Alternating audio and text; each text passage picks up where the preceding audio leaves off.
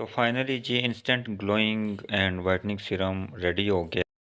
अस्सलाम वालेकुम एवरीवन, कैसे हैं आप? ठीक हैं। आज मैं आपको एक इंस्टेंट ग्लोइंग सीरम बनाने का तरीका बताऊंगा जी। तो इंशाल्लाह मैं कोशिश करूंगा कि इसमें से कोई भी चीज़ आपसे छुपाऊंगा नहीं। और ये बिल्कुल कमर्शियल रेसिपी है जी। जितने भी बड़े बड़े ब्रांड हैं ये बनाते हैं। ठीक है। और इसमें मैं किसी किस्म की हार्मफुल चीज़ ऐड नहीं करूंगा और ना ही कोई यानी कि मुकम्मल जो है ना वो जिस तरह दी ऑर्डिनरी वाले बनाते हैं ना जी, उनकी चीज़ें जिस तरह बनती हैं, प्रोडक्ट्स बनती हैं ऑर्डिनरी वालों की, सेम उसी तरह का ये फार्मूला होगा इंशाल्लाह। ठीक है। तो इसमें जो मेन जो इसकी इंग्रेडिएंट है वो इसके अंदर जो है ना मैं नियासिनामाइड जो है ना वो डालूँगा, vitamin B3 plus hyaluronic acid. ठीक है। तो बाकी डिस्टिल्ड वाटर की जगह मैं एलोवेरा का हाइड्रोसोल यूज़ कर रहा हूँ। ठीक है, क्योंकि मैं हाइड्रोसोल खुद बनाता हूँ, तो इसलिए मुझे किसी किस्म की प्रॉब्लम नहीं होती है। इसलिए मैं इसमें हाइड्रोसोल की जगह मतलब डिस्टिल्ड वाटर की जगह हाइड्रोसोल यूज़ करूँगा। और लिक्विड जर्मल प्लस जो कि रिकमेंडेड है तमाम वर्ल्ड में। ठीक है। इसका मैं इस्तेमाल करूँगा। डिजिटल स्केल की ज़रूरत होगी हमें। ठीक है। और बीकर, स्पैचुला। ठीक है। तो ये सब चीज़ें हमें ज़रूरत है। और आपको मालूम होना चाहिए कि जो नियासिनामाइड है, जो विटामिन B3 है, ठीक है, ये बहुत ही ज़बरदस्त किस्म का विटामिन है। ठीक है। तो ये इसमें स्किन के लिए ग्लोइंग इफ़ेक्ट, इसकी अनइवन टोन जो होती है उस टोन को बैलेंस करता है। ठीक है। प्लस एंटी इन्फ्लामेटरी प्रॉपर्टीज़ हैं इसके अंदर। ठीक है जी। तो चलते हैं जी, शुरू करते हैं। बीकर को सबसे पहले मैंने स्केल के ऊपर रख लिया, डिजिटल स्केल पे। और इसमें मैं डिस्टिल्ड वाटर यानी कि हाइड्रोसोल मैं इसमें इस्तेमाल कर रहा हूँ। ठीक है। आप इसमें डिस्टिल्ड वाटर का इस्तेमाल कर सकते हैं। तो मैं जी एलोवेरा का हाइड्रोसोल अर्क इसमें डाल रहा हूँ। ठीक है। ये तकरीबन इसमें 83.5 ग्राम आएगा। रेसिपी मैं वीडियो में ही जो है ना वो लिख कर तो डाल दूँगा। ठीक है। इसके अलावा डिस्क्रिप्शन में भी होगी और फिर मेरी वीडियो के अंदर भी लिखी हुई आपको मिल जाएगी। तो ये जी 83.5 के करीब जो है ना ये मैंने डाल दिया है एलोवेरा का हाइड्रोसोल। एलोवेरा का हाइड्रोसोल बेहतरीन एंटीसेप्टिक है, एंटीबैक्टीरियल है, एंटी फंगल है। ठीक है। इसमें बहुत ज़बरदस्त किस्म की एक्टिव्स इंग्रेडिएंट होती हैं जो कि स्किन के लिए बहुत बेहतरीन वर्क करती हैं। ठीक है। ये अकेला खुद जो है ना वो भी यानी कि बिल्कुल अकेला भी हो तो वो स्किन के लिए बहुत अच्छा काम करता है, और जब ये चीज़ें इसके अंदर शामिल हो जाएंगी तो फिर आप खुद जान लीजिए। ठीक है जी। तो जी नियासिनामाइड विटामिन B3 ये मैं इसकी मेजरमेंट करने लगा हूँ। ठीक है। ये मेजरमेंट हो रही है इसकी। ये भी जो है ना 10% का ये सॉल्यूशन मैं तैयार कर रहा हूँ। तो उस हवाले से जो है ना इसमें ये 10 ग्राम नियासिनामाइड जाएगा। ठीक है जी। तो 10 ग्राम जो है वो मैं नियासिनामाइड इसके अंदर ऐड करूँगा। ठीक है। और क्योंकि जो इसकी एक्टिव इंग्रेडिएंट इस सीरम के अंदर होगी वो विटामिन B3 है, तो इसीलिए इसकी मकदार ज़्यादा होगी। ठीक है जी। तो जी अभी मैं हाइड्रोसोल के अंदर जो नियासिनामाइड है, ठीक है, वो मैं थोड़ा थोड़ा करके ऐड करता हूँ। ठीक है। तो ये देखें जी, ये इसमें मैं ऐड कर रहा हूँ। ठीक है जी। और फिर आप देखिएगा कि इसको मैं स्पैचुले की मदद से जो है ना वो आहिस्ता आहिस्ता करके मिक्स अप करूँगा। ठीक है। तो ये वाटर सॉल्युबल होता है। ये आसानी से हल हो जाता है। नियासिनामाइड जो है ना ये वाटर सॉल्युबल है। ठीक है। ये देखें, आपको पानी थोड़ा सा हैज़ी नज़र आ रहा है, लेकिन ये अभी आपके सामने ही जो है ना बिल्कुल ट्रांसपेरेंट हो जाएगा। ठीक है। तो ये देखें जी, ये बिल्कुल ट्रांसपेरेंट हो गया है। ठीक है। ये बिल्कुल बहुत जल्दी मिक्स हो जाता है। ठीक है। तो ये देख लें, मिक्सिंग इसकी जारी रखनी है जी। ठीक है। तो ये देखें जी, ये मिक्स हो गया है बिल्कुल। ठीक है। बस ये दो तीन इसमें गुठलियाँ सी रह गई हैं, ये भी जो है ना मिक्सिंग के दौरान इसमें हल हो जाएंगी। ठीक है जी। तो ये मिक्स होने के बाद अभी जो है ना वो इसके अंदर ग्लिसरीन और प्रोपिलीन ग्लाइकोल ये इसमें जाएगा। ठीक है, प्रोपिलीन ग्लाइकोल जो है ये भी बहुत बेहतरीन किस्म का जो है ना वो स्किन के अंदर हाइड्रेशन के लिए, हाइड्रेट रखने के लिए जो है ना डाला जाता है। ठीक है, तो प्रोपिलीन ग्लाइकोल स्किन को हाइड्रेट रखता है। ठीक है, डिहाइड्रेशन से बचाता है इसको।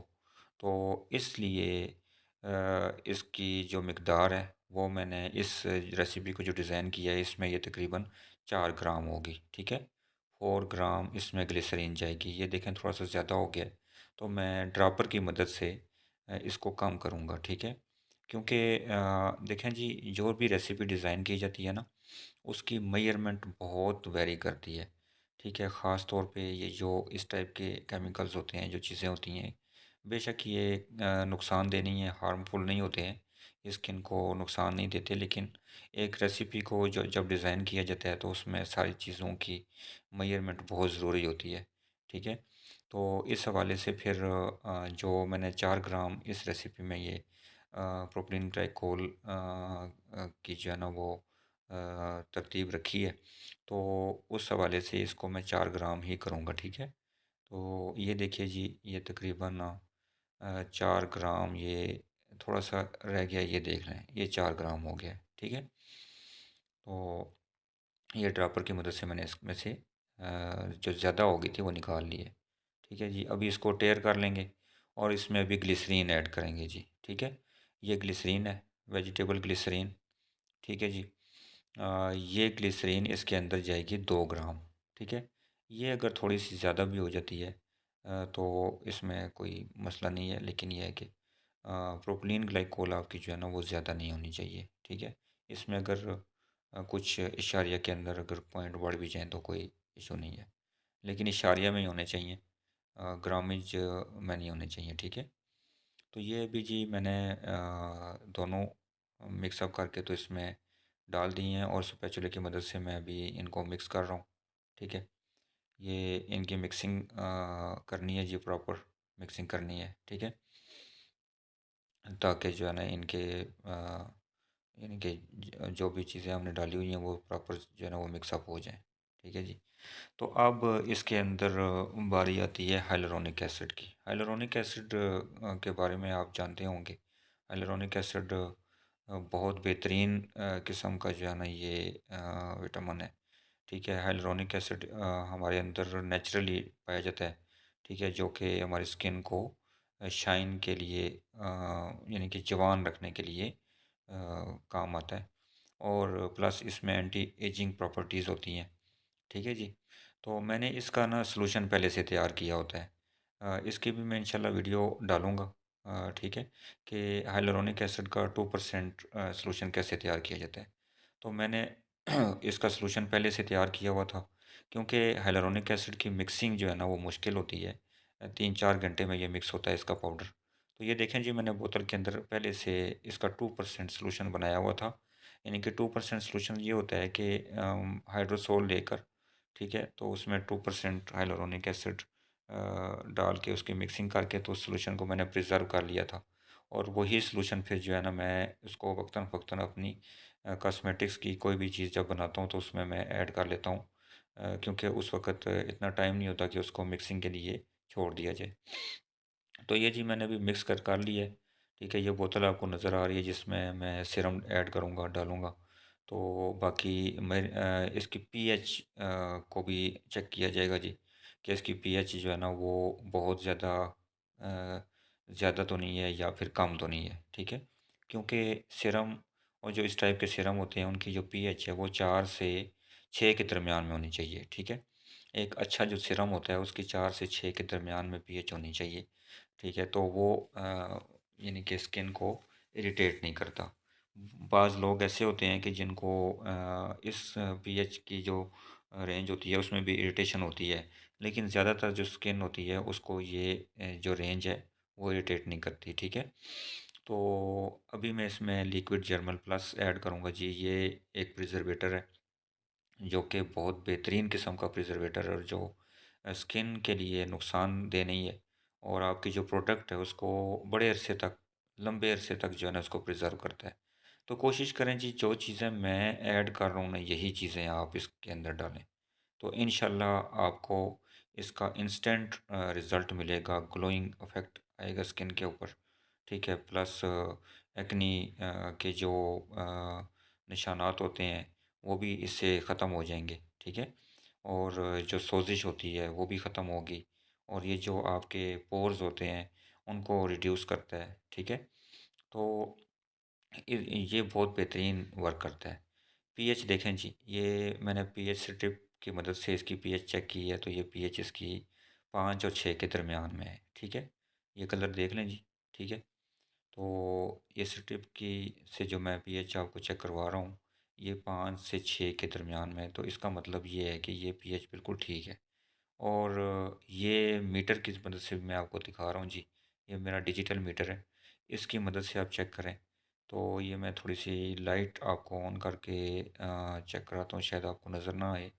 ठीक है, तो मैं अपने कैमरे की लाइट ऑन करता हूँ और ये देखें जी। ठीक है, 5.75। ठीक है जी, तकरीबन इसमें भी कोई 10-15 पॉइंट की वेरिएशन होती है। ठीक है, तो ये तकरीबन 5.5 के करीब है। ठीक है जी, तो ये एक अच्छी पीएच है इस सिरम की, और ये इंशाल्लाह स्किन को नुकसान नहीं देगा, इरिटेट नहीं करेगा। तो फाइनली जी इसको रीफ़िल करने का टाइम आ गया जी, फिलिंग का टाइम आ गया है। ये जो मेरी बॉटल है, इसमें मैं ये मेरी एक किस्म की रीफ़िल बॉटल है। ठीक है, मैं इसमें सिरम बना के डाल देता हूँ, फिर यूज़ करते रहते हैं। ठीक है, घरेलू घर में जो फैमिलीज़ हैं मेरे, फैमिली जो है वो यूज़ करती हैं। ठीक है, फिर उसके बाद फिर मैं इसको दोबारा रीफ़िल कर लेता हूँ। तो इस तरह ये चेक भी हो जाता है। ठीक है, तो ये देखें जी, मैं आपको ये भी दिखा दिखा रहा हूँ कि ये जो बॉटल है इसके अंदर ये तकरीबन 30-31 ग्राम आता है। ठीक है, तो इस बॉटल के अंदर तकरीबन ये 31.2 ग्राम इसमें ये आ गया है। ठीक है, तो इसकी जो बॉटल है इसकी कीमत ज़्यादा होती है, जो आपने सॉल्यूशन तैयार किया है उसकी कीमत इतनी ज़्यादा नहीं होती, अगर आप ज़्यादा मिकदार में ले लें तो। ठीक है जी, तो ये बहुत बेहतरीन किस्म का सीरम तैयार हो गया जी आपके सामने, और इसको आप घर में इस्तेमाल करें। प्लस इसको जब आप समझते हैं कि ये एक अच्छी प्रोडक्ट है, ये इफ़ेक्टिव है, क्योंकि ये वाक़ई ही असरदार है, इफ़ेक्टिव तो ये है। ठीक है, तो फिर आप इसको एज़ ए प्रोडक्ट मार्केट में लॉन्च भी कर सकते हैं अपने नाम से, ऑनलाइन इसको सेल कर सकते हैं। तो ये बहुत प्यारा वर्क करता है जी। ठीक है, तो ये आप देखें जी, इसकी थिकनेस देखें। ठीक है, ये मैं आपको चेक करा रहा हूँ, और ये इसकी जो है ना ये बिल्कुल स्किन के ऊपर मैंने चेक किया है, ये स्किन पे बहुत ज़बरदस्त किस्म का इफ़ेक्ट लेकर आता है, और फ़ौरी तौर पर ये एब्ज़ॉर्ब भी हो जाता है, यानी कि कोई किसी किस्म की चिकनाई नहीं होती, क्योंकि इसके अंदर मैंने कोई थिकनर थिकनिंग एजेंट नहीं यूज़ किया।